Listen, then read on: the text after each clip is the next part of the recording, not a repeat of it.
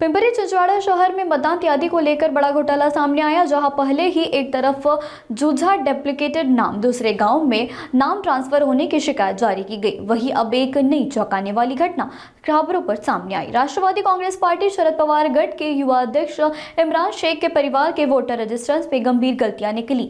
उन्होंने मां रबिया शेख का नाम इंद्रायणी नगर में हटाकर सीधे बरतारी तालुका में शेरफुला गांव में रजिस्टर करवा दिया, जबकि उनके पिता न्यूसम शेख का नाम इंद्रापुर तालुका के भींग गांव में डाल दिया गया। इशराम शेख ने मांग की है कि उनके माता पिता रबी के शेख और न्यूस शेख का वोटर रजिस्टर तुरंत उनके असली पते पर वापस किया जाए। महापालिका निवडणूक सुरू झाल्यानंतर प्रारूप याद्या महापालिकेने जाहीर केल्या। त्या याद्यामध्ये आम्ही नावं शोधत असताना असं लक्षात आलं की माझ्या आई वडिलांचं नाव पिंपरी चिंचवड शहरामध्ये नाही आहे।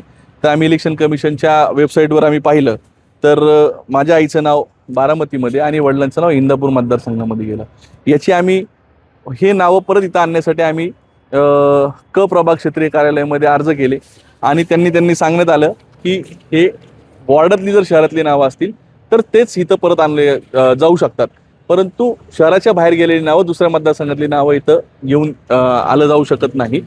त्याच्यानंतर आम्ही वरिष्ठांशी संपर्क केला तर त्यांनी असं सांगितलं की आता तुम्हाला तिकडे जे इलेक्शन झालं 2 तारखेला ज्या मतदारसंघात तुमचं नाव गेलं होतं त्याच्या त्यावेळेसच्या हरकती होत्या तेव्हा तुम्ही हरकत घेणं गरजेचं होतं, परंतु आता आम्ही त्यांना सांगितलं की नवीन नावाप्रमाणे तुम्ही नोंदणी करून घ्या।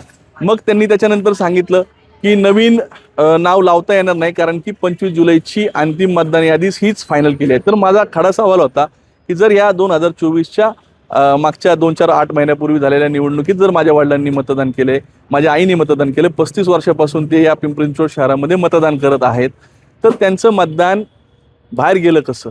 आम्ही तर काय अर्ज केला नव्हता कारण की आमचं इंदापूरला किंवा बारामतीला कोण नातेवाईकच नाही आहे, आमची तिथं प्रॉपर्टी नाही किंवा आमचं काहीच नाही आहे, तर तिथं मतदान घेऊन कोण गेलं?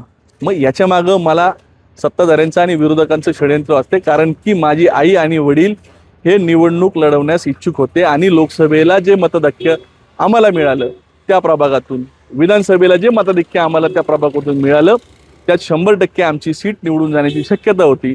म्हणून ह्या टेक्निकल पॉईंटमध्ये आम्हाला त्यांनी अडकवलं आणि ह्या टेक्निकल पॉईंट असा आहे की शहरात जर एखाद्या व्यक्तीचं नाव नसेल तर तो निवडणूक लढवू शकत नाही। म्हणजे याचा अर्थ असा झाला की वोट चोरीचे प्रकरण तुम्ही पूर्ण देशभरात बघितले असतील, परंतु हे प्रकरण नवीन आहे।